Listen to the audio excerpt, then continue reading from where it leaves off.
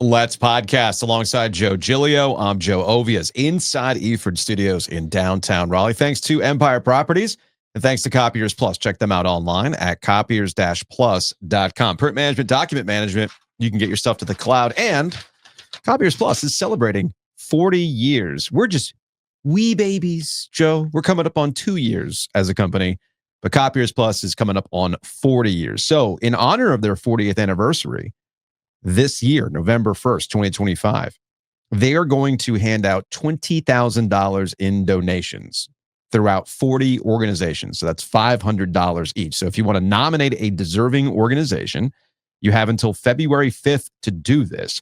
Go to https://copiers-plus.com/40 years of caring. Put dashes in between those words. And the winners will be announced in spring of 2025. I was doing some reading this morning, catching up on a bunch of newsletters that I subscribe to. Speaking of newsletters, OG328.com. Giglio dropped some heaters yesterday on what North Carolina's path is, which started last night. But there's a lead up. The path is rocky. The path is rocky, and there's a lead up to us talking about North Carolina. So follow along, if you will. Okay. So I'm catching up on newsletters, and I'm reading Chris Gallo's newsletter, Bless Your Chart. We've referenced this newsletter a few times. We've had Chris on the podcast before. And going into the week, here's a fun fact, Joe. Going into the week, there were only 5 teams that had yet to lose a road game this season, but there were 32 teams that had yet to win a road game this season. 14 of those 32 teams play in conferences that are expected to receive multiple bids to the NCAA tournament. Winning on the road is hard, right? And the point that Chris was making is that while the ACC isn't exactly having a stellar season, don't look at their win percentage against other Power 5 conferences this year. Just do yourself a favor. Don't look at them. Don't look at them, right? It's water under the bridge. Now it's time for ACC teams to build their resumes within the conference the best they can. And Chris's point is a valid one. The best way to do it is to win on the road. Because one thing we understand in college basketball is that winning on the road is really, really difficult. And now we know that the NCAA Selection Committee values that more so than what you do at home. So this is where Louisville has scratched and clawed their way into not only having a good season, but also they're going to be an NCAA tournament team. Now, they were at home yesterday with a nice win over Wake Forest. Hammered Wake Forest yesterday. Whoa. But Wake has built this resume by winning games on the road. Straight up, hard stop. That's like the antithesis of NC State, which has not won on the road in ACC play. Two Roosters is saving tons of money this year by not doing BOGOs on road games. We're going to give them a bunch of money on Saturday. This is true. National Ice Cream for Breakfast Day is Saturday. They're open up early at 9 o'clock. So Bowberry Biscuits Sundays. So I'm looking, if you're watching on YouTube, I pulled up the chart that Chris put together on his newsletter. And what I always appreciate about Chris's stats is that you can throw a bunch of numbers at me. I'm not going to know anything that they mean. But if you color code them, I'm on it. If they're green through red, I can follow along. You can explain like I'm 5 years old because green is good. Red is bad. So I see a bunch of, you see a lot of green for Duke, see a lot of green and neutral for Louisville and some other teams in the ACC. And then you've got WAB, right? You're probably wondering, well, what the hell is WAB? That is wins above the bubble. Now, wins above the bubble is important this year because the NCAA over the summertime announced that when they go into their team sheets, they added 2 key metrics that a bunch of basketball nerds like you and me and Patrick Stevens and everybody else love to talk about. Bart Torvik and WAB, wins above the bubble. The reason why I love wins above the bubble, which is essentially a measurement of how much better you are than the team that would be right there on the cut line, okay? How many more wins do you have than a team that would be right there on the edge of that cut line? As I like to say in English, you're not going to be compared on Selection Sunday to Auburn. No. You're not going to be compared on Selection Sunday to Duke. Nope. Those are the teams at the top of the board. Mm-hmm. Who you're going to be compared to are the teams 34, 35, 36, 37, 38 on that board. And that gives you a snapshot. That's a way of putting a number on that comparison? As I would put it, it is a measurement that I love because it pulls off the trick of putting into tangible measurement. Give me a value. What I've always argued on vibes, aka don't do anything dumb. Okay. That's why I love WOB, because it really is. I just go, hey man, just don't do anything stupid. WOB shows you where you have and you have not done anything stupid. Fair. Okay. By the way, do you know who was a WOB darling, a WOB boy in 2019? I do not. NC State. Whoa. NC State finished 37 in wins above the bubble. We beat Auburn. So you know what? I'll put NC State in just on that. Put it on Kevin Keats's resume. Hey man, we finished 37th in WOB in 19. Okay, we would have been in the NCAA tournament. No, I mean, not to start our day the wrong way, but no, Kevin's never been good. None of his teams have ever been good. It's been always crappy. It's just like 22. Every year is just like 22, except for those 9 games. And now we're stuck with him forever. Which gets us to North Carolina. There was our long lead up to where we are with the Tar Heels. The Tar Heels are facing it on 2 fronts right now. They haven't won a lot on the road, which was an opportunity for them last night. And they've also not done themselves any favor with the don't do anything stupid wins above the bubble. Right now, they're a very mid-level wins above the bubble kind of team. But they can help themselves if they go on the road and they beat good teams like Pitt. And unfortunately for North Carolina last night, Joe, all the worst tendencies of the Tar Heels came out. No Jalen Washington last night. He didn't dress. I think he tried to give it a go in pregame. It was a no-go because he had a knee injury coming out of the Boston College overtime win. So they went with a smaller lineup, but that smaller lineup turned the ball over a ton. Oversimplifying the game, 22 points off 15 turnovers in Pitt's favor. That's no real recipe for winning. But there's something else that is kind of creeping up when we talk about the Tar Heels, and something that Jay Williams absolutely hammered North Carolina on at the end of the broadcast, where as time was running out, they didn't look like they had any fight. Like the last 3 minutes of that game where they couldn't shoot and they stagnated offensively. And I think Hubert Davis referred to it as over-dribbling at the end of the game. And they couldn't run any offense, super, super stagnant. Made it look like a team that just the player has disconnected from the match. I'm playing Rocket League, and all of a sudden the car going around blips out because you're down 2-0 with a minute 30 left in your Rocket League match. That is what the Tar Heels did last night. Yeah, good for Jay Williams pointing out that they looked splintered. They weren't together. They weren't communicating. They weren't huddling. It was just kind of like they had resigned that they were going to lose another close basketball game, which seems to be their fate this season. But particular to this game, it brings up one of my favorite stories. And Trayvon Duval getting all kinds of burn this week on this program. I did not realize it was Trayvon Duval week on the OG. This is one of my favorite stories. Should I have asked Breaking Tea for a T-shirt? Like, hey guys, let's celebrate Trayvon Duval week. What? So 17-18, Duke has Bagley as the star of that team. Yeah. The other freshmen on that team were Gary Trent, Trayvon Duval, and Wendell Carter. Okay. So they get, now, keep in mind, they're playing Boston College. This is a Boston College team with Jerome Robinson from Garner, who went to Broughton. Nobody wanted. All right.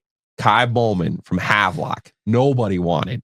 His coach called Roy Williams and begged him, like, just let him walk on.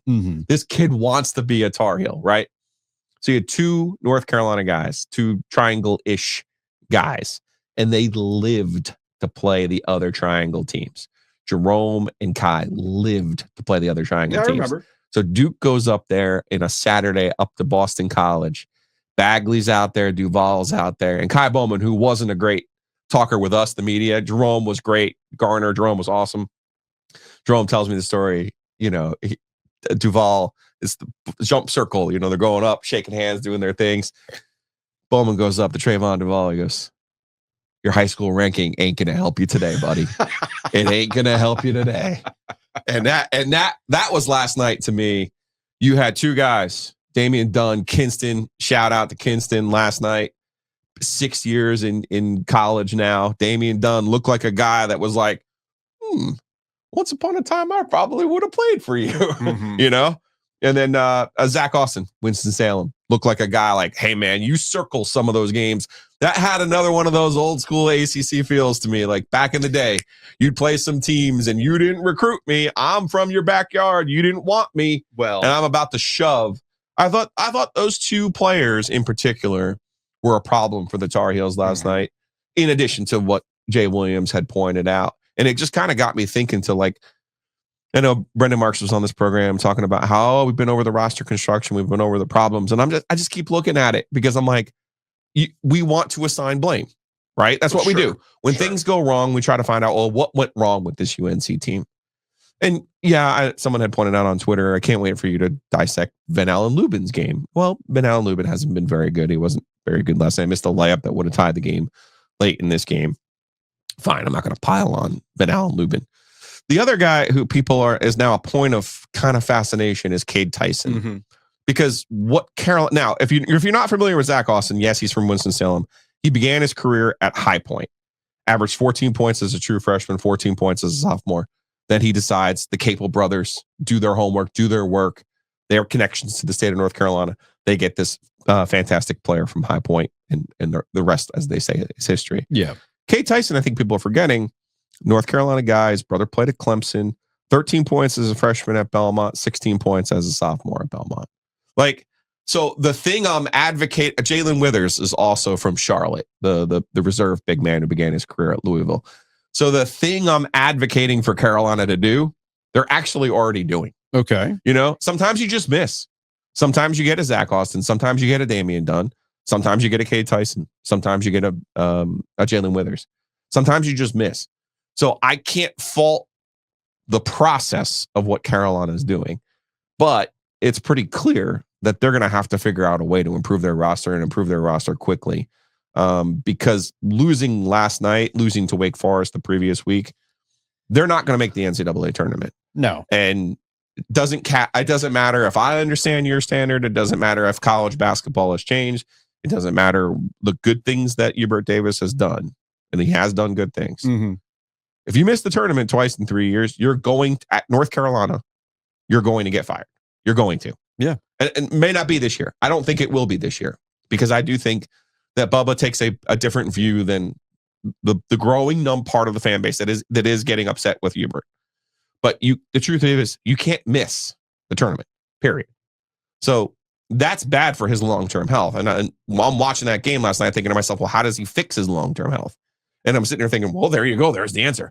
Just go get a couple local kids. Well, I mean, he's already done that. It's funny how things spin quickly. I mean, last week it's everybody's hype about the addition of Caleb Wilson, right? This top recruit, which is something that Hubert Davis needed. He's a good recruit, but he's just like, I think he's just of the same ilk as a Drake Powell and Ian Jackson, who are really good players.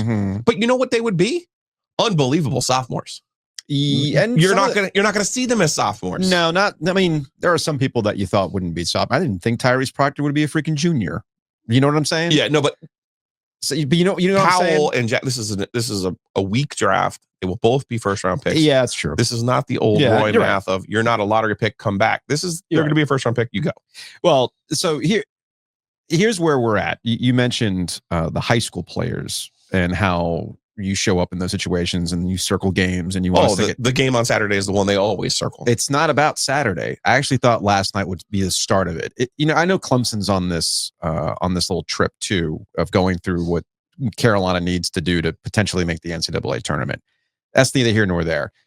Going to Pitt or just playing Pitt in general is another one of the games that at this point North Carolina should circle, especially when you've got some of the older guys on this team like RJ Davis, who have been through some of the spiciness between. We joked about it yesterday. And for those who don't understand the context of the joke, when we've talked to AD Bubba Cunningham about getting rid of the Coastal Division and the realignments and adding and this and that, Bubba made the joke and like, you really want to get rid of this rivalry we have with Pitt? Now, amusingly enough, after he says that, you've got Jeff Capel, who just kind of went off on the Tar Heels in the hallways of the Smith Center, remember? And that was one of those gut check moments for the Tar Heels back in 22, for heaven's sake. Yeah. So I kind of view Pitt as another one of those weird gut check type games for the Tar Heels. Well, Jeff Capel, whose brother Jason played at Carolina. Jeff played at Duke. Yeah. Jason has basically Jason Capel. Jason's basically called them soft. Yeah, my bad. I'm getting my Capel brothers confused. Yeah, but sorry. Basically challenge their That's what I'm saying. Manhood, if you will.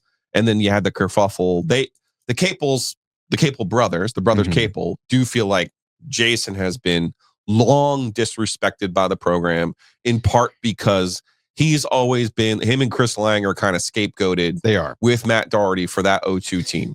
So they've always kind of felt like they, Carolina, you talk about family, you talk about family, you talk about family. Well, here's a guy who helped you get to the Final Four in 0-0, but you don't care about that. So whether you only want to talk about 0-2. So whether that's a real thing or not, I'm not but here to debate. It's real. No, that's what I'm saying. Real. That's what I'm saying. Whether you think it's real or not is immaterial to the point.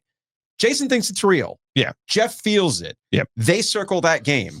Carolina, even though you got new pieces and all that kind of stuff, your core guys understand this too. Hubert understands this too. And Hubert continues to find himself in a position where he has to be the energy to snap this team out of whatever malaise they happen to be in. And that's a bad sign to me. Yeah, I'm now starting to get 2010 vibes. We're going to be really nice to Marcus Ginyard on Friday night. But I would be interested because I'm starting to see that RJ Davis as the old guy. And you'd see, I don't know the actual dynamics between Ian Jackson and Drake Powell, but you can kind of probably feel like, hey, they're getting in their back, from their group, they're getting, you're the first round pick. You need to be the star of this team. You need to be the ones who are featured on this team. Get out the way, old man. And then old man, and he's not playing, like he had one of the all-time best seasons in Carolina history last year. Yes. That's how good he was last year. That's not hyperbole. No. RJ Davis. No. And he has not been that player this year. It's a different group. They obviously miss Baycott. They have no interior. They really struggle with their identity. Last night hurt. The Wake Forest game hurt. Last night hurt. And now you're what looking happens at on Saturday doesn't matter to me, by the way. Well, no, they can win. They can win the game. Hear me out on this. Saturday's easy. Saturday's easy. For all the things that you just pointed out yesterday about these recruits and this is the game and all this other stuff. And obviously Hubert can go in there and say, hey man, you messed them up last year. Yeah. You can go back to 2022. You messed them up then. I mean, there's all that history there. Saturday is easy. Last night was hard. And that's the problem with Carolina so far this season. The hard things they're not fighting through. They're not stepping up to meet the hard challenge. They could win Saturday. I've seen stranger things, man. They could win Saturday. But I think we're at the point where with some Tar Heel fans where even if they win Saturday, they're like, yeah, man, I've seen this before. Now do it against the team you're not supposed to do it against. So that's going to be something that's interesting going on Saturday, which we'll talk about a little bit more tomorrow. One more fun fact from Chris before we move on. I thought you'd like this. This was going into last night's game. Because Chris likes round numbers, just like you like round numbers. I'm going to present this without commentary. North Carolina was 91-39 in 130 games under Hubert Davis going into last night's game. So now they're 91-40. But 91-39 in 130 games under Hubert Davis, that's a 70% win percentage. Under Roy Williams in the first 130 games, what do you think Roy's win percentage was in the first 130 games? Same.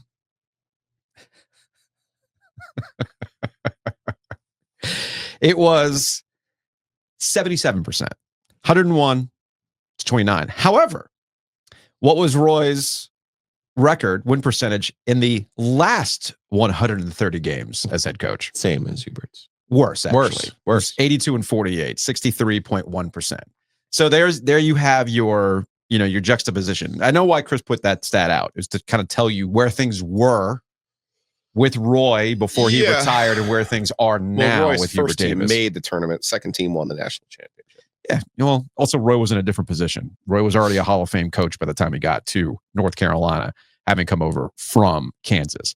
Just thought that was interesting and something for context about where we are with North Carolina.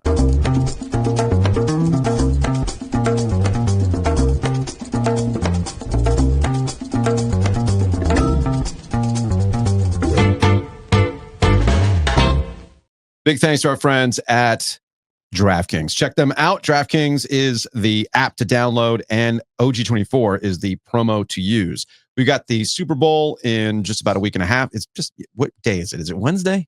It is Wednesday. Okay, so we're a week and a half away from the Super Bowl, and you can start thinking about your Super Bowl plans as DraftKings is an official sports betting partner of the NFL. But I know what you're thinking, Tar Heel fans.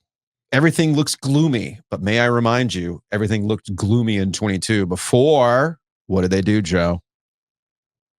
They won in Durham. And then, well, they had Brady Manning too, so who's to say somebody might not turn around? All I'm saying is I'm looking at the futures. Make the Final Four? You could do that. I don't know about, well, see, okay, now here's where it gets interesting. Here's what I'm getting at, okay? Here's my galaxy brain. Yeah. As I completely flubbed this whole entire walk up. It's fine. See this? Triangle good. Do you know where the triangle good, the we're proud of you thing came from? That's right. It's 82. Carolina wins it all. 83 State wins it all. Right. So they came together. There's like the dueling Coca-Colas. You got them high-fiving. I still want that display for the championship Coca-Colas. So hear me out. Hear me out. NC State went on a run in the ACC tournament, won it, and then went on to the Final Four. Who's to say we might not have a repeat in a bizarro 82-83 back-to-back where Carolina looks like everything is lost? If only there was another team in the triangle that could potentially also be on that t-shirt. And wonder who that would be. And then they go on a massive run, and they win the ACC tournament, and they go to the Final Four. This is why I'm on DraftKings right now. I'm on those futures. So go ahead and get on it. Get on it right now.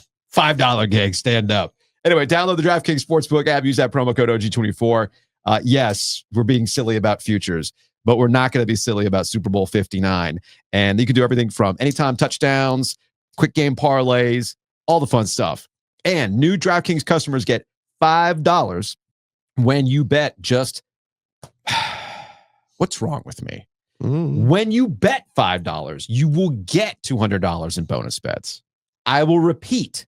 New DraftKings customers, when you bet $5, you will get $200 in bonus bets when you use the promo code OG24.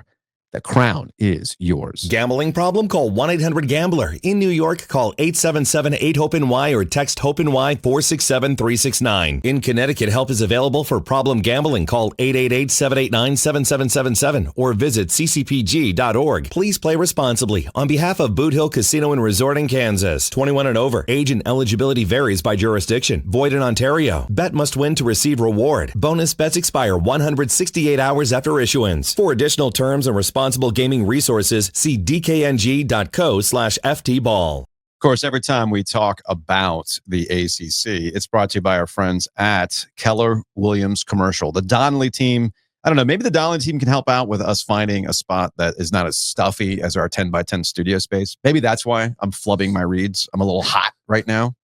They could definitely do that. So I need a little more circulation in the room, right? Who knows? Maybe I'm getting norovirus from Cameron Indoor from Monday night. I have no idea what's going on. Regardless, you can go to triangleNCCommercial.com or call them directly at 919-616-8681. We get it. This is a very specific kind of real estate need. Commercial real estate, whether it's warehouse space, you're opening up some kind of retail or whatever it is, they can help you out finding the right spot, Joe. Yeah, I mean, the moral of this story is if your business needs a bigger boat, give them a call, 919-616-8681. Brian and Julie, the Donnelly team, we appreciate them sponsoring all of our ACC basketball content. Housekeeping. Thanks to Enovana for sponsoring Housekeeping. Check them out online at enovana.com. If you have mess inside your mansion or trash in your cabana, get it clean with Enovana. Joe mentioned it. We've got the Basketball Jones Friday at the Rialto. The Rialto.com is the website. Buy your tickets today. It's going to be a fun time. It might be kind of a cathartic therapy type moment for Tar Heel fans to chat with Marcus Ginyard and Tyler Hansborough. You know? Yeah, I feel like we're going to be there for them. Let's remember some good times. Let's remember some stories. I'll restrain myself. I won't even ask him about this current group, No. even though there's a very salient question. But Related to Marcus Ginyard specifically. yeah. I mean, he would know. Kind of called that, but that's neither here nor there. You did. You by all- absolutely did. So go to the website right now. Also, we've been giving away tickets this week via various social media channels. I asked yesterday I saw people in the live chat saying, hey, I want Bomani Jones tickets. But with the live chat, I can't go back and like fish that out. So just email me today if you were in the live chat yesterday. I can actually identify who it was who was in the live chat. Yeah. So just email me. Email theoggoesdigital@gmail.com and say, yeah, man, I was in the live chat yesterday, and I can verify that, and we'll dole out some tickets. So we'll do that twice today. So just email me, theoggoesdigital@gmail.com, and you'll get a pair of tickets to the Rialto on Friday night. We are in the great game. We're coming out of January. Joe's almost made it, and I'm starting to figure out why the Sully's Golf and Gather was scheduled for February 5th.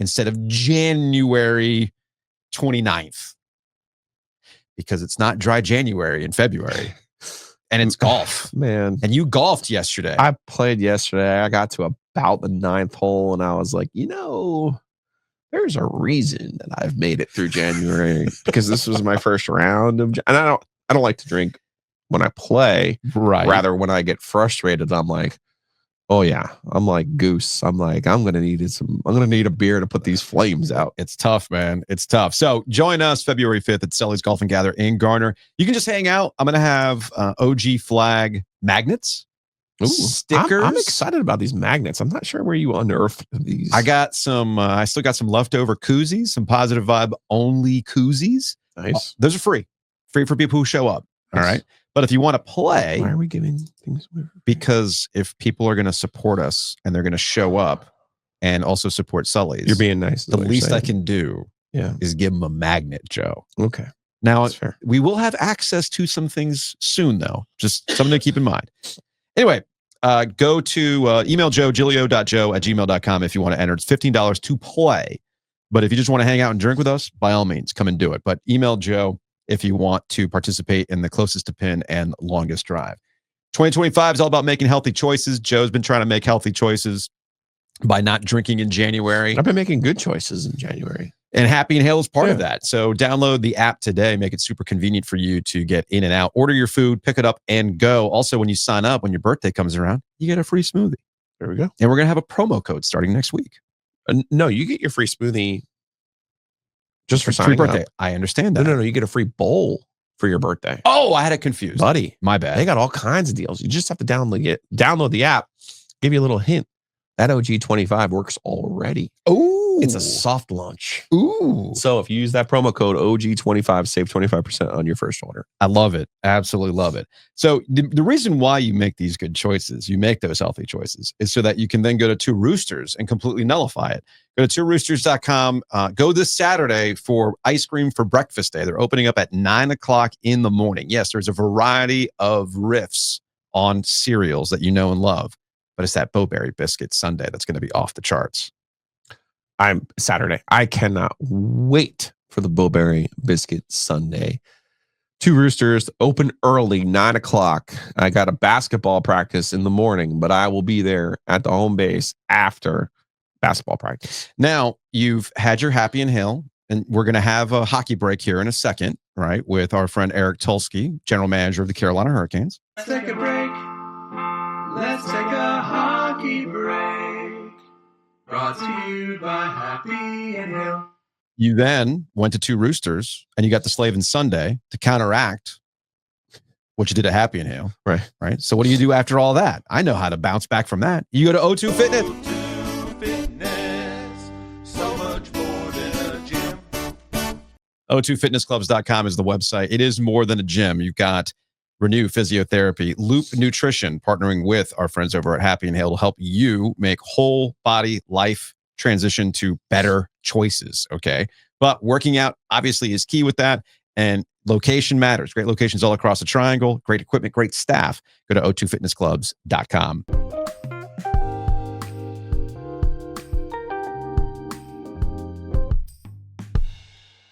Eric Tulsky is the general manager of the Carolina Hurricanes. He's joining us on the Heister Automotive Group hotline as we are at Lenovo Center.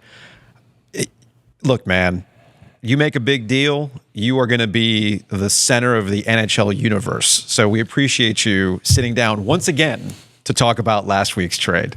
Yeah, happy to be here. Thanks for having me. So I was on the drive over here, I was thinking, like, what's an entry point for Eric that he probably hasn't heard yet? So here's my go at this.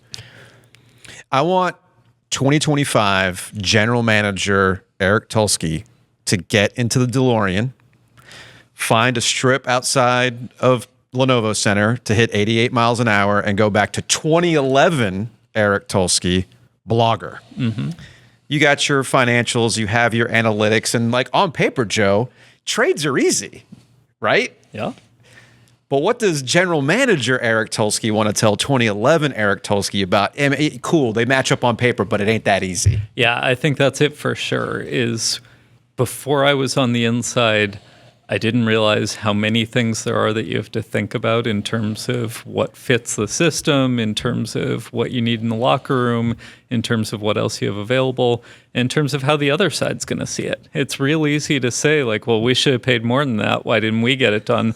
But maybe the other team didn't want what you had to offer, or maybe the other player didn't want to go there. You know, there's a lot of times that things that seem like they should have been obvious deals for a team to get in on just weren't available to them for whatever reason. I was struck by your answer about how long this took and how long you've been working on it. When did you start thinking, okay, now this might be real? Yeah, I would say sort of, I don't know, a few months ago, I started to think it was a serious possibility. It was only in the last couple of weeks that it felt like it was something that had a very good chance. All right, so here's my curiosity, too. When we chatted with you in the summer, we talked a lot about salary cap space. We had talked about pending potential deals with Marty Necas. It's not a secret that you guys were fielding calls about Necas as well.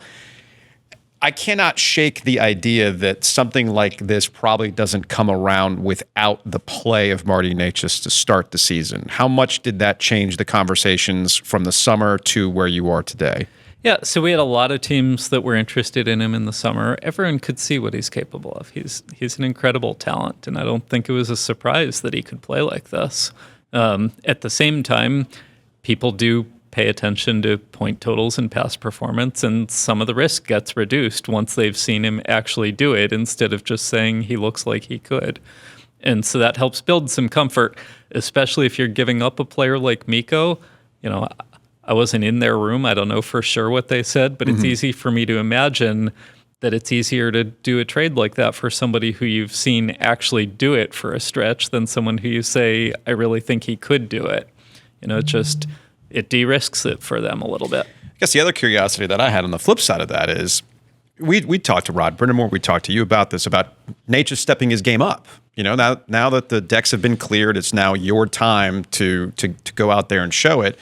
How much of a conversation was taking place with you, Rod, Dundon, and all this process of like, yeah, but he has turned it on. Yeah, but maybe this is what he's been waiting for. Let's ride this out with Necas. Yeah, for sure. That was a big part of the conversation. And, you know, he's been good this year, like really good. And it's hard to give that up. At the same time, you know, it's hard to get players like Mikko. And, you know, you weren't going to get a player like him without giving up something really good. What were the conversations? Did you have any conversations with Sebastian or anyone who had potentially had played with him or known him before making the deal to get him?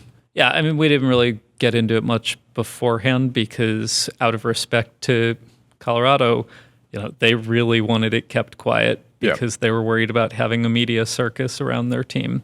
And so we didn't talk to anybody who didn't need to know about what we were looking at. Now, you know, of course, we had some conversations with Rod, we had some conversations with our management group, but we tried to keep it as tight as we could. I always argued that Teuvo Teravainen was a grocery store loss leader for you because of what he did for Sebastian. Now, no one will accuse Mikko of being a loss leader, but it does feel like he has the potential to amplify fishy in what he does for you guys, which is already a lot, obviously. Yeah, I mean, I think they should be a great fit. Ultimately it's up to Rod how he wants to set up his lines, but it's real easy to imagine them working with, one guy being a heavy presence along the wall and down low, and the other guy able to sort of carry the puck through the zone and create the chance in the first place. I think they should be a natural fit if that's how we end up playing them. Okay, that leads me to one of my other curiosities. You're going to defer to Rod in these situations. He's the coach, but I also know that you have in your mind why you do these deals, why Tom might want these deals to be done. So I'm sure you look at it, and this is all a collaborative process. So what is that conversation like in that Rod's there, Rod sees it, he has this experience, but you also see it from an analytical perspective. How does that mesh? Because you might have an idea of what a line might do, but Rod sees it another way. How does that mesh? Yeah, I mean, if you ask 20 people to draw up lines, you're going to get 20 different sets of lines, and 17 of them will be very reasonable. And so, ultimately, Rod's going to be looking at certain things. He's going to be thinking about certain things. Some of it's about our team. Some of it's about who we're matching up against. Some of it's about whether we have, easy control of the matchups at home or not. And so he has to weigh everything and decide what he thinks is best for any given game. I may have some ideas about how I would do it, but there's a lot of latitude for different people to have different opinions and have it all kind of make sense. And ultimately, he's the coach, and he has to do what he believes in. He has to get the players to believe in it, and that's only going to happen if it starts with him believing in it. And so, he has all the latitude in the world to figure out what he thinks will be best for the team.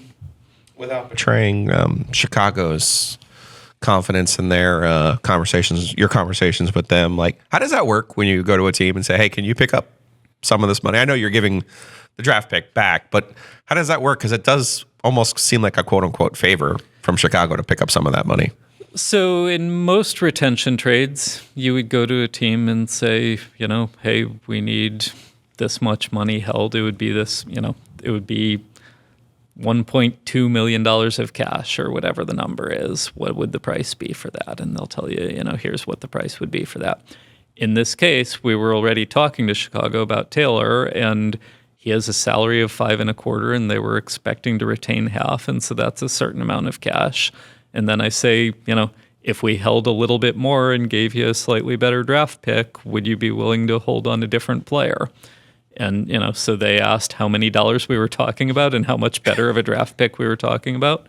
And I gave them a range, again, to protect Colorado's identity, but a range that gave them up to a certain dollar amount. Here's what we'd be looking for. And, they, for the better draft pick, they were willing to hold a little bit more cash and feel like they got what they needed out of it. You mentioned before about value. We've all of our conversations with you and Rod and Tom, and value is important. What your value, how you value a certain player, and at the risk of lamenting, crying over spilled milk here, I always felt like Jack Drury was a guy that you guys maybe even had more value on. I was super surprised to see his name in this deal. It was even in January that I sat there and I looked at it and I go, that's their. I think Sebastian will be your next captain, but Jack is on that type of track, a leadership track. Whenever Jordan's done, I could see him filling Jordan's role, all of those things. So I was super surprised to see him in this deal. Was this a classic, yes, we have a value on Jack Drury. We also know how he fits in with us, but it was also what you were getting back in return was just too overwhelming. Yeah, I mean, there are very few deals that I would have been willing to put him in. Yeah. And even in this deal, I tried hard to find a way to do it without him. But ultimately, when you're getting back something as valuable as Mikko, sometimes you have to find some pieces that the other side's going to value too. And, he is a really good player and a really good person and a good contract. And it's not something we give up lightly by any means, but it was what we needed to do to get this deal closed. I'm curious about the evolution of the front office, your role in this, Tom's changing ideas on this, the book on the Canes, before last year and before the Gensel deal happened was that, well, Tom's not making a big splash at the deadline. It's not a rental team. You're looking 5 years ahead. You're weaponizing cap space. You're doing all these things, thinking 5 steps ahead. So the Gensel deal was a little bit of a surprise. Now, obviously, you don't do that deal unless you think there's an opportunity to sign him to a longer term deal. Didn't work out that way. I feel like the vibes are the same with Mikko. So I'm curious, what was a change in philosophy, if there even was one, dating back to last year, and why you guys made this deal now? Yeah, I think in some ways people are trying to generalize in ways that aren't necessarily right. There have been a lot of rentals who came along who, I know fans looked at and said they should go get that guy. He'd be perfect. And a lot of the time we looked at it and didn't think it was perfect. And, so what was different about the ones that we went after was we thought this is a guy who really is the right fit, who really does make us better, and we're willing to pay for it. And there are other times there are guys who we were in on and didn't win the bidding. That'll happen too. But, these were 2 cases where we saw the perfect fit. We had the pieces that the other side wanted, and the deal worked out.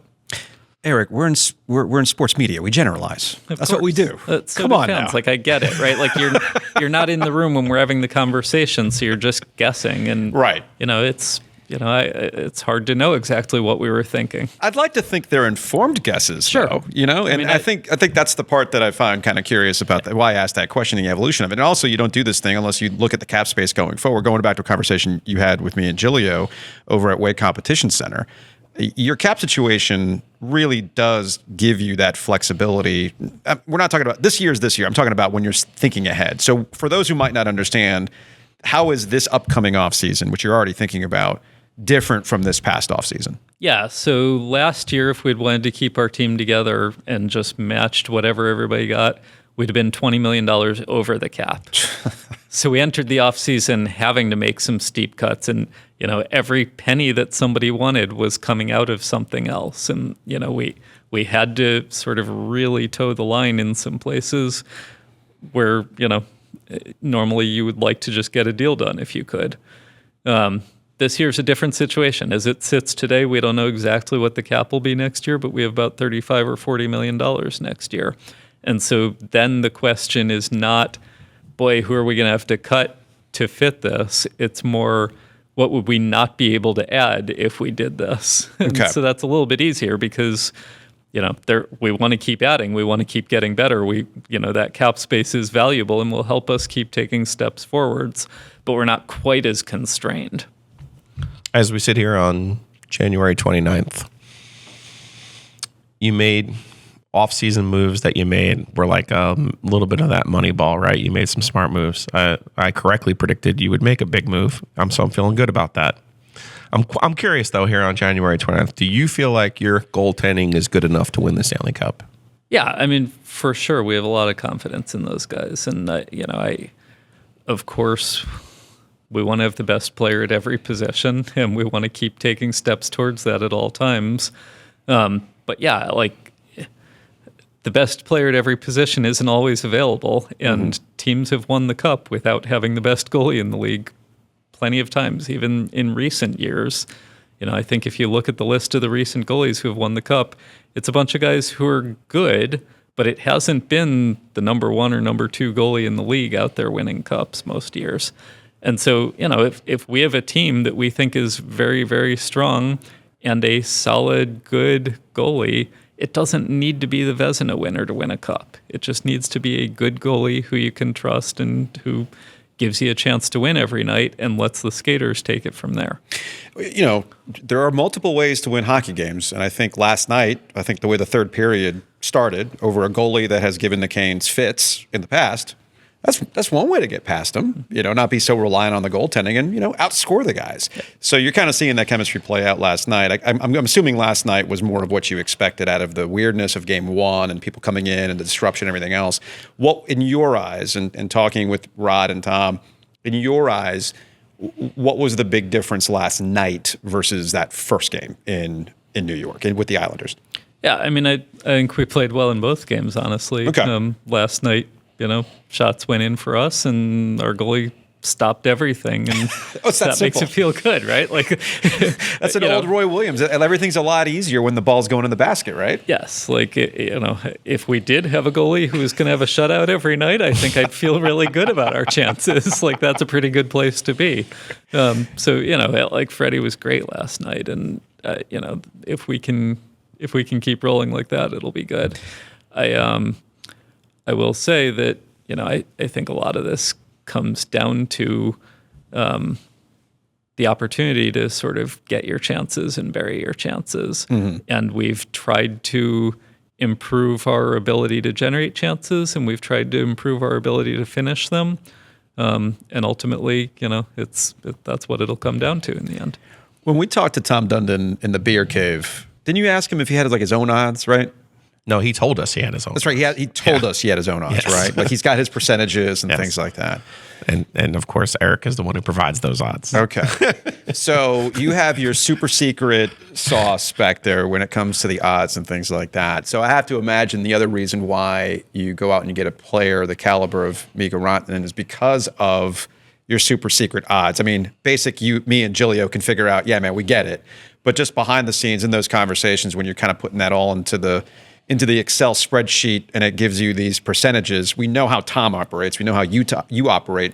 So what does Miko do to those numbers behind the scenes that intrigues you? Yeah, I mean,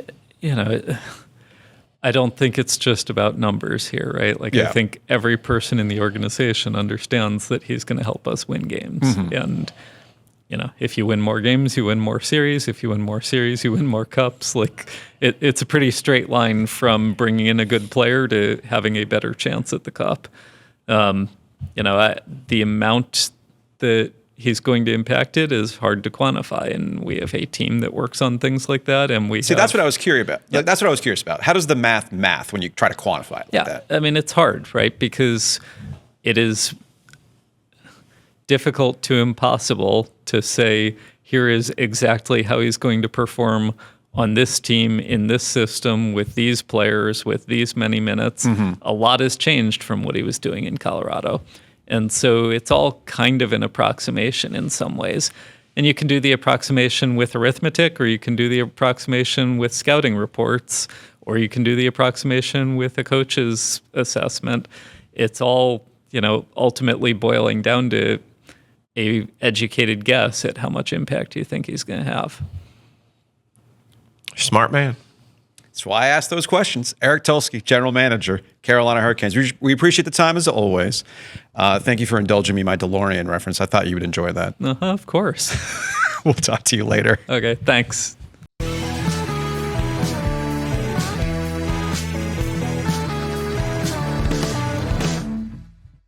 Big thanks to our friends at Rhoback. Check them out online, rhoback.com. Joe's got the custom Rhoback on today.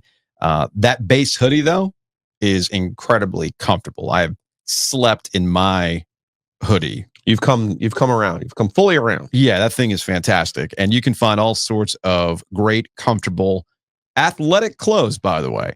They've got great gym shorts. They've got great shirts to work out in, along with polos that are incredibly comfortable. It's time to start thinking about those spring looks, folks. Get to the lookbook and get those nice polos. So go to rhoback.com and use that promo code OG20. I don't even know what that is, but what, I like it. A lookbook? Yeah.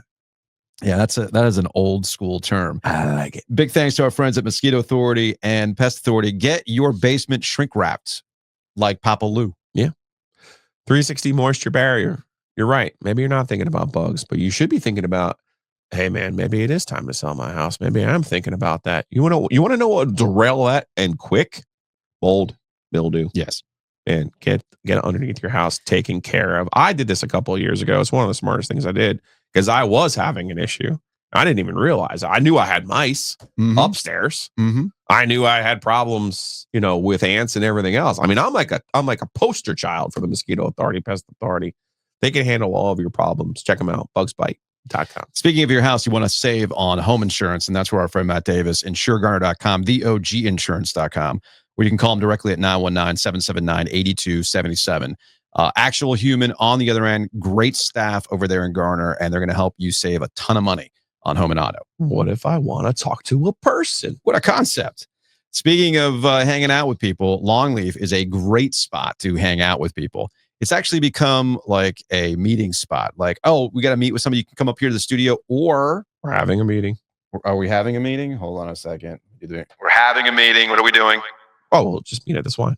Oh, well, we are actually having a meeting, though, because housekeeping here. No, we will be at Longleaf on February 19th. Yes, that's our Friends of the Friends program. Yes. Yes. So if you're part of the Founders Club, the OG fans, and you can sign up right now over at OG328.com. We're going to have a Friends of the Friends event February 19th for that State Carolina game at Longleaf. But again, it's a great hangout spot. And if I understood correctly from our last visit, I believe Buffalo Trace is now the house bourbon. It is. Like, just Adam's a nut, man. Just Like, letting y'all know what is now considered house bourbon. It's Buffalo Trace. Anyway, head on over to Longleaf. Great stuff.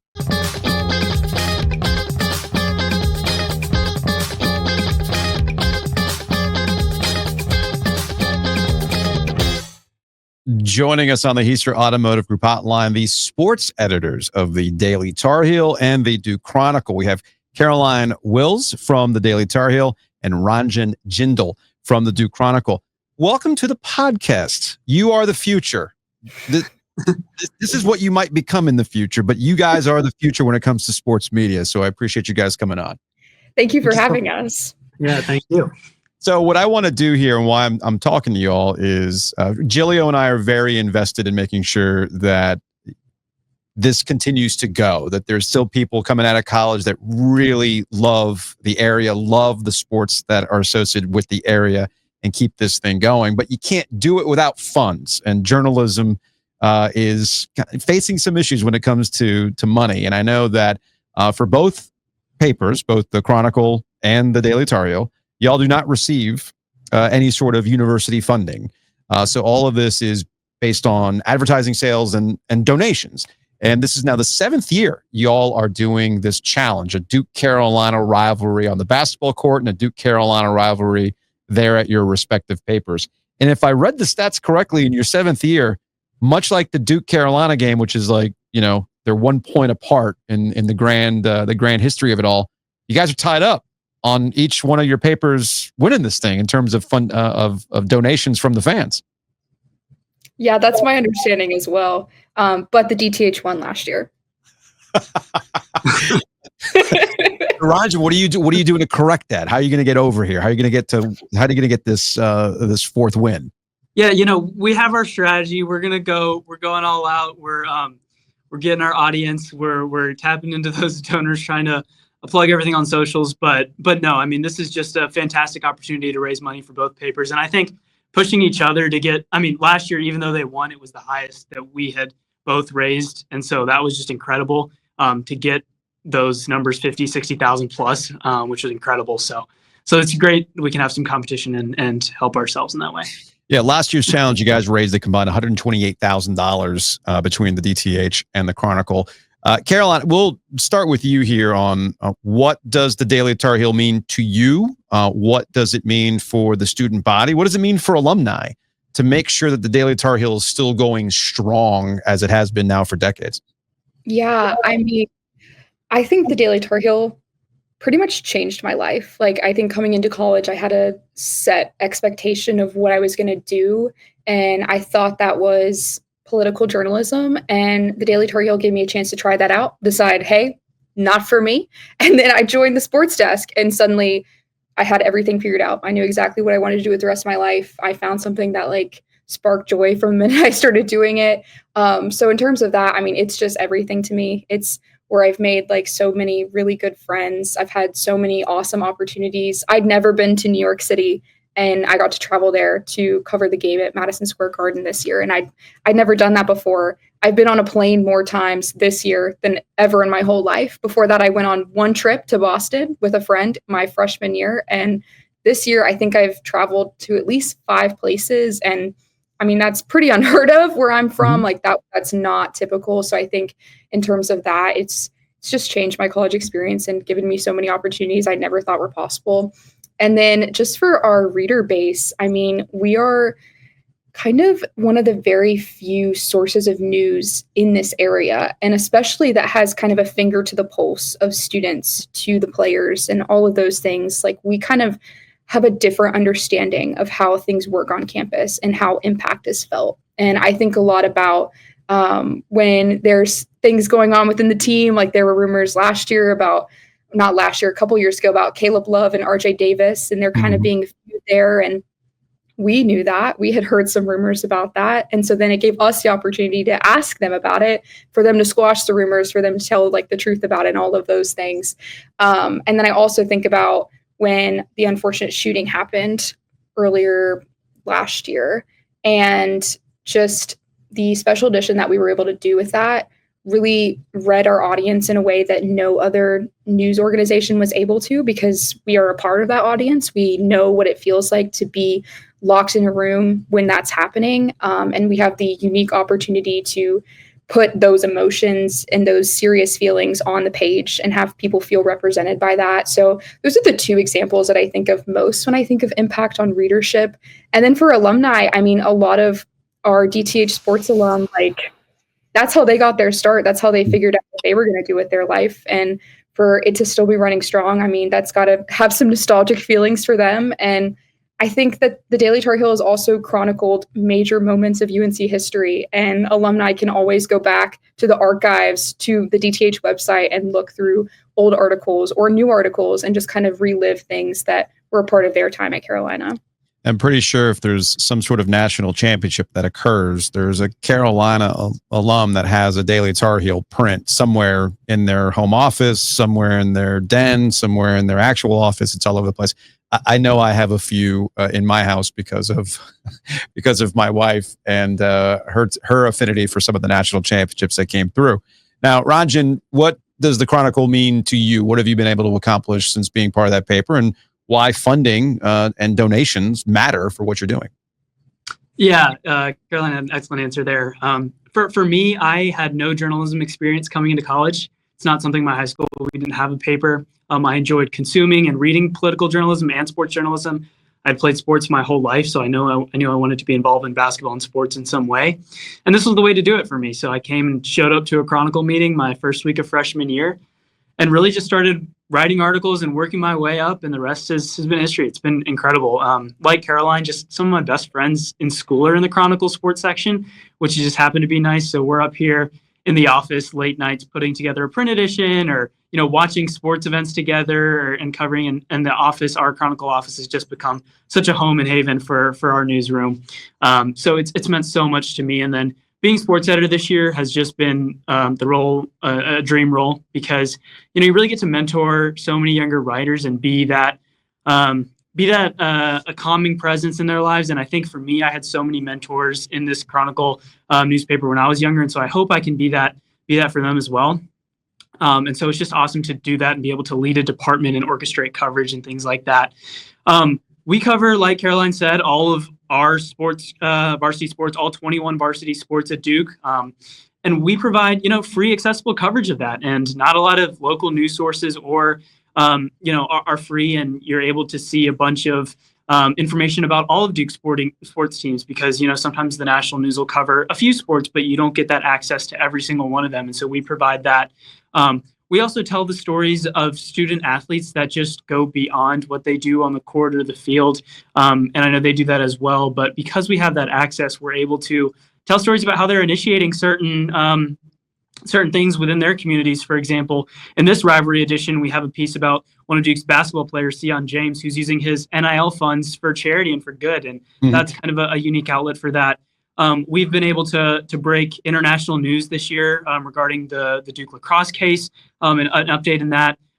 We've also, held Duke accountable and Duke athletics, and also just providing a look at athletics through both the business side, the mental health side, and just so many different angles that we see that are important to student athletes, because, we're students as well and we can provide that. So donating to the Chronicle is, just a big way that it gives us confidence and gives us momentum to keep producing this coverage. And I think this rivalry edition is incredible, and all of our coverage throughout. So it's we are so thankful for any contributions that we can get and really appreciate it because it helps our coverage. And like Caroline said, with traveling, we're traveling all over the place. It's not free. So that helps a lot as well. Hey, look, as somebody who is a byproduct of NC State student media, I worked at the radio station, WKNC, and one of my most memorable trips was a funded trip to the Collegiate Music Journal up in New York, to go talk to industry people and see where things were going and everything else. That's when I learned that maybe this music industry thing might not be where I want to go. And that's why I'm like, this MP3 thing, this is how old I am, y'all. I was like, this MP3 thing, Napster, it might disrupt this music industry. Maybe I don't want to go into music radio. And that's how I ended up. But that's how I ended up in sports talk radio. I wanted to do radio. Right. I would not have known that without, this learning experience, like y'all are having this learning experience, and why it's important that you're funded to do so. And that's where the donations come in. So Caroline, if people want to donate to the Daily Tar Heel, what's the best way to go about that?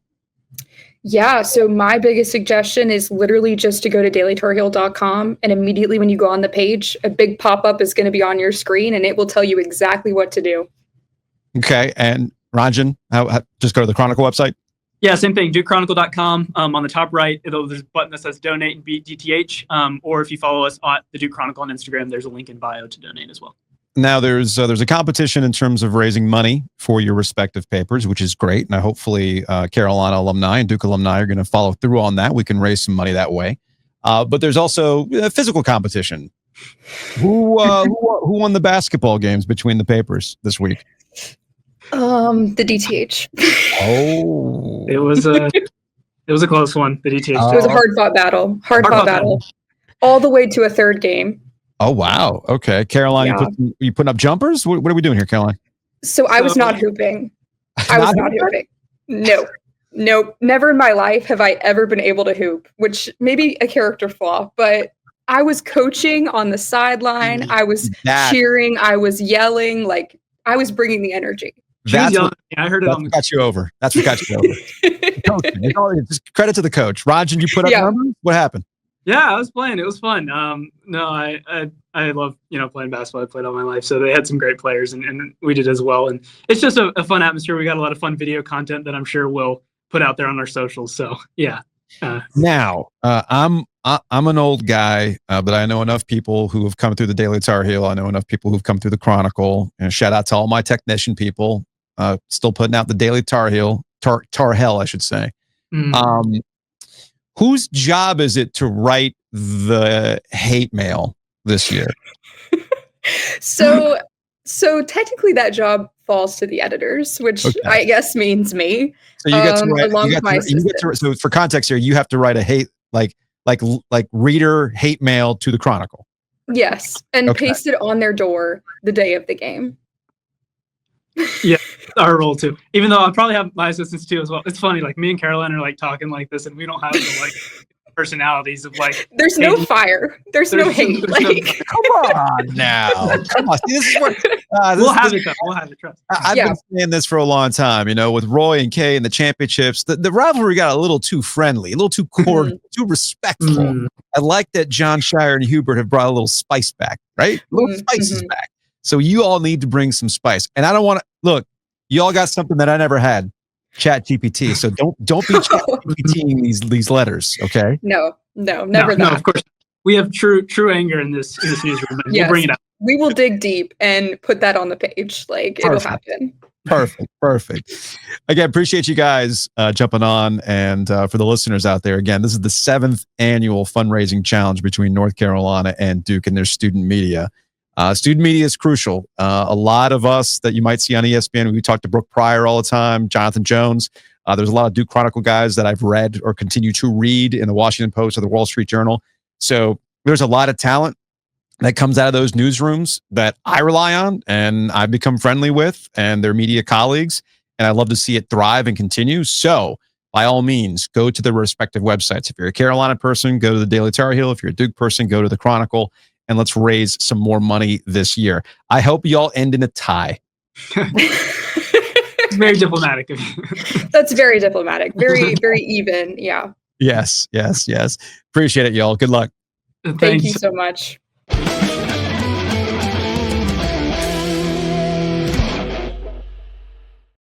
I'm not going to lie, man. I got my feels there a little bit with our friends from the Daily Tar Heel and the Chronicle, Joe. I used to tell you this all the time. Like, one of the more rewarding things I've done in my professional career was when Laura Keeley was a young reporter at the News and Observer, starting to cover in Duke. And, now it does require that person to actually ask you for help and advice.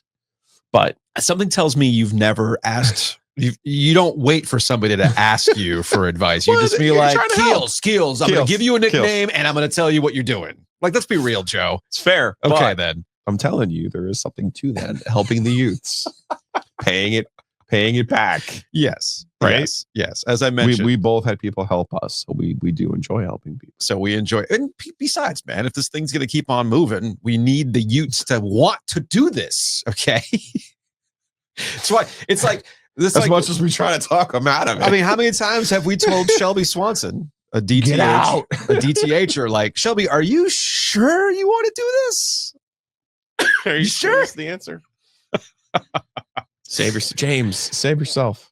So anyway, that was a fun conversation. So by all means, go and donate to those respective newspapers. And look, I know Technician's not involved with this, but Technician is incredibly helpful. I was not part of Technician. Joe was.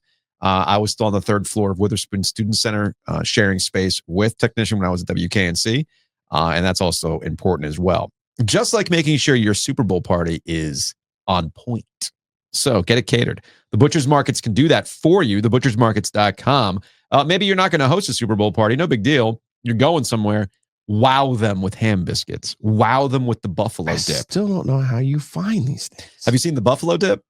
No. You have not had the buffalo dip? No. Dude, you're so basic. I know. So go to the Butcher's Markets. They got all sorts of stuff you can use for your party. Big thanks to Hometown Realty. Maybe you are hosting a Super Bowl party, and when everybody's in there, you're going, man, this place is cramped. I need a bigger living room to host all these people. I need a better kitchen island so I can put all that buffalo dip and ham biscuits. Hometown Realty can help you with that. Give them what you want, and then they'll help you find it. myhtr.com. Buy that house, sell a house. Whitaker and Hamer can take that to closing along with other legal needs. That's a simple one.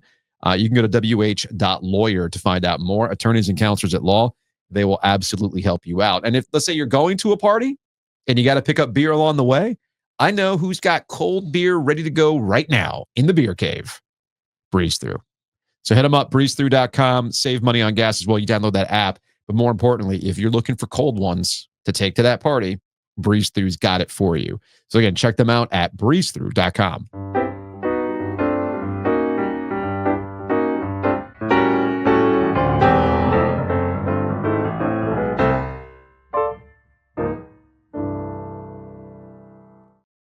All right, let's get out of here with some Hey Joe. I am more and more convinced that my theory that Duke basketball fans are just annoying European soccer fans continues. This is from the Digital Gramophone. From Josh McRoberts to Carmelo Anthony. What a leap. LOL. Welcome aboard, Giglio. I do want to shout RJ, who chimed in on this guy, who said McRoberts was a stud his sophomore year. People don't remember he took that team to the tournament by himself. DeMarcus Nelson was the second best player on that team. Damn, we should have had won it all that year with JJ and Sheldon. Always played their worst in the tournament. Technically, well, yeah, the third best player on that team was John Shire. So at some point when we get Shire, I'll have to ask him about my comp. Are you ready? Yes. Because I feel like I'm taking crazy pills, even though I laid this out for you people in the beginning of the season. First of all, it is the 06-07 season that we're talking about Josh McRoberts. Now, for those who forgot, Josh McRoberts was the number one recruit in the country. 5 stars, number one rated player in the class of 05. Yeah. Yes, first year, a little bit of a disappointment. And I think that's what people were remembering. He was supposed to be the next big thing. He was supposed to be Christian Laettner, but he wasn't a pure scorer, right? Here are McRoberts' numbers from his sophomore year, 06-07. Okay? 13 points a game, 7.9 rebounds per game, 3.5 assists per game, 1.2 steals per game, 2.5 blocks per game. Okay? Made only 5 3-pointers on the season. If you rewind to our conversation, who was our conversation with in the summer, but then before the season started, the national basketball guy. who I live to give a hard time What, to. Matt Norlander? Matt Who's Norlander. joining us tomorrow at 2:15? Matt Norlander, who we had the conversation. I read the numbers, and Matt Norlander said, yeah, that would be a good season. I said, I just described Josh McRoberts' season. He's like, what? And I said, yeah. I said, the way college basketball has changed, though, he'll take more threes and he'll make more threes. So Josh McRoberts only made 5 3-pointers that season, averaged 13 points a game. Ready? Here's Cooper Flagg's numbers right now. 19.9 because he makes more threes. 8 rebounds, the same. Assists per game, 4.1 to 3.5, pretty similar. Steals, 1.5 to 1.2. Again, pretty much the same number.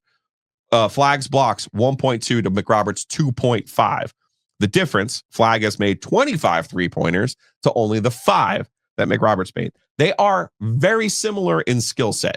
Very, very similar in skill set.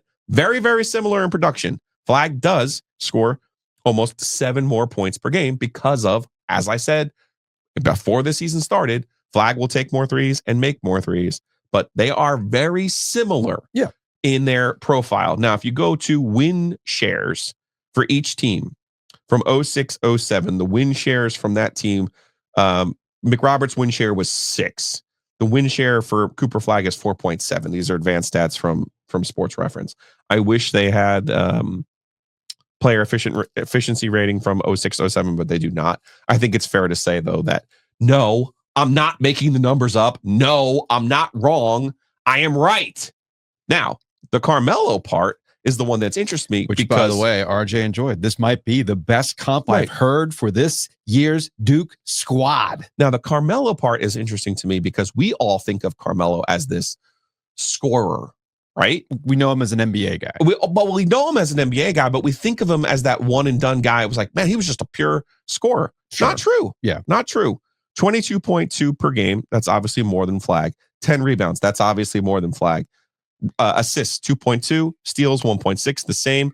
Here's the interesting one: 3 points, 33.7 from 3, and Flag 32.9 from 3. So they're closer in also this sense. What was Carmelo Anthony not? He was not a shooter. He was a scorer. So I do think both comps work in terms of skill set and production. I do think the Carmelo comp works, but it only works in one way for you. Carmelo closed the deal, and he closed the deal because he had the help from McNamara. He had the help from Warwick. He had the help from the ancillary players. And that's where it all kind of gets back to. I get it. You have misremembered McRoberts for the team's postseason numbers and for the way that he came in, and he was not what you thought of as the number 1 overall player in the class. But the truth of the matter is, McRoberts' sophomore season and Flag's lone season at Duke, the numbers are very, very similar. The skill set is very similar. I'm going to stop you right now because the problem is you're approaching this as somebody who's about to turn 50. You're using numbers. You're speaking these things. You could write them if you want to, but that's not how the youth process this. If you want to get your point across, I'm going to need you to get on TikTok with a green screen and do one of these and point like, here are stats, win shares. And then the caption's going to read, Josh McRoberts was a problem, huffy face emoji.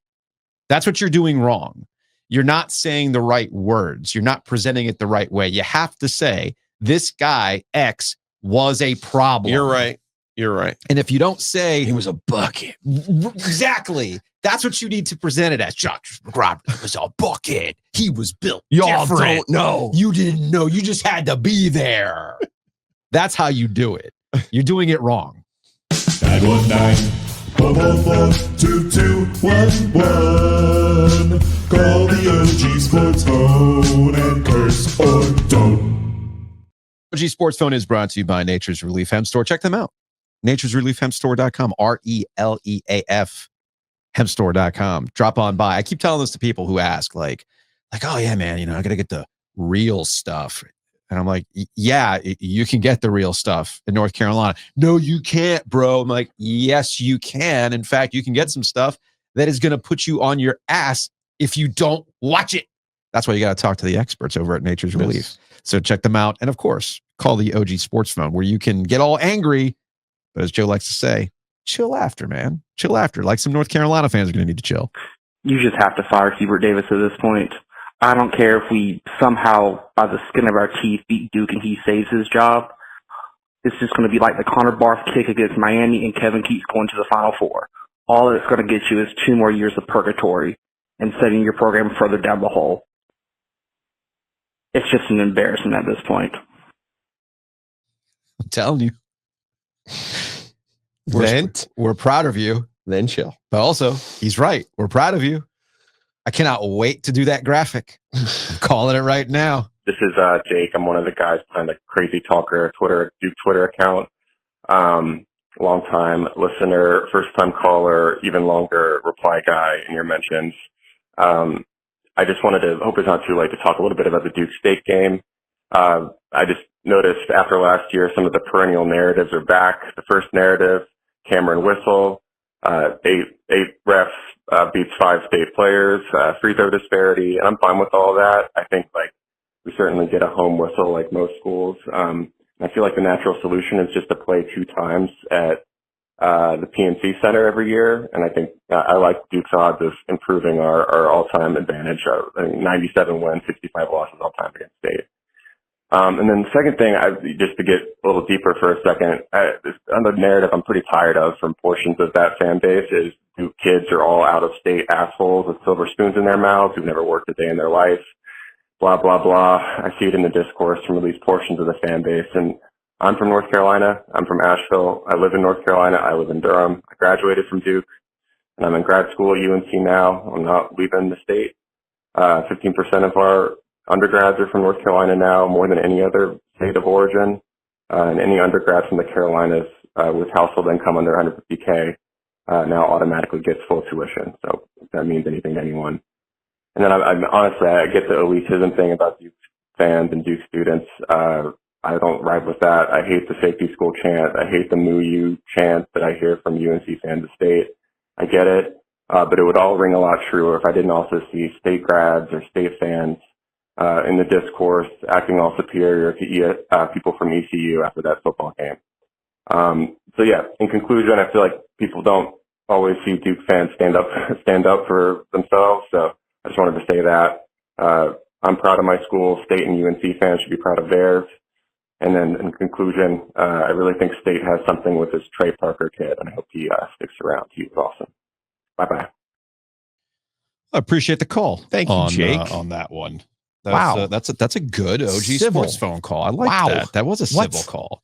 I will say one thing that does bother me. Logical. What? One thing that does bother me about where we're at. Still repping too, by the way. Like that's what it's about. Of course, Your school, man. Where I agree with him is that some of these antiquated chants need to go. I mean, it's 2025, you know? Oh, don't. Please. Like these chants, it's 2025. These universities are way more alike than you care to admit, right? And it's just like, come on, guys. We're still doing the Cal College thing, for heaven's sake. I know. It's just one of those funny things. When it's when if you really think about it, a lot of these schools are pretty much similar at this point. So we've got Jake and Ben. Mm-hmm. I guess we do have the one guy who's what? Jimmy and Mebane or wherever he is. Oh, and Marion or wherever it is. Yeah. Nah, we're not taking his calls anymore. No, but we need like what I'm getting at is like we have like 2 like authentic like local Duke fans. I feel like we need like Joe Giglio went to all those games at the Meadowlands and they were all there. Like that's why I think people get confused like why there are Duke fans from New Jersey, New York. They were at the Meadowlands like every year, man. That sounds like and then they had Bobby Hurley. That sounds like a mailbag. Then they had Bobby Hurley. That sounds like a mailbag. Who is a legit New Jersey legend. Yeah, I get that. I'm going to save it for the mailbag because I think what's going on here is that when it comes to online stuff, people are more, when you interact with people like in person, real life, like in real life. Yeah. Okay. You come to find out everybody's normal. That's okay. We're getting closer to that, I hope. I think so. But when the online stuff, you know, it's just easy to pick up the phone or get in the mentions or like, you don't know ball. Like the worst of it is the TikTok comment section, right? Where context goes to die. I mean, it's just put that on a shirt. It straight goes to die. because we're just trained to consume clips and not really hear the whole thing and all that kind of stuff. So what I'm saying is it's an old sports talk radio trick in that it takes like less than 1% of the audience is ever going to call in. So you would always get this thing of like, oh man, the phone lines are jammed. Like Mark Packer was the king of this. I remember seeing this I watched this in person where he was like, oh man, the phone lines are jammed. There were literally 2 calls on hold. But it was theater of the mind. It's like, oh man, all these people are calling in. And if you pay attention even closer, it's the same like 10 people who call in.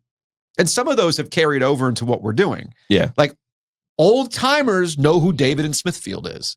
Because David and Smithfield has been calling any form of sports conversation for damn near 30 years. Okay. And I ride with David, man. Yeah. And I've met David in person. On the phone, online interactions, he's a nut job. But you talk to David and Smithfield, like one-on-one, chill dude. Kind of feels like our guy Hunter. Yeah, Hunter's like that. He's going through it a little bit, but I had lunch with Kyle recently. Yeah. You know, Carolina guy. I'm just saying, I'll even give Steve the benefit of the doubt. He might be a complete fucking sicko online. A total fucking sicko online. But you talk to Steve one-on-one, totally normal dude. Totally normal dude. Anyway, that's going to wrap it up for today's show. Love you, Steve. See you tomorrow. Live, Butcher's Market, 2:00.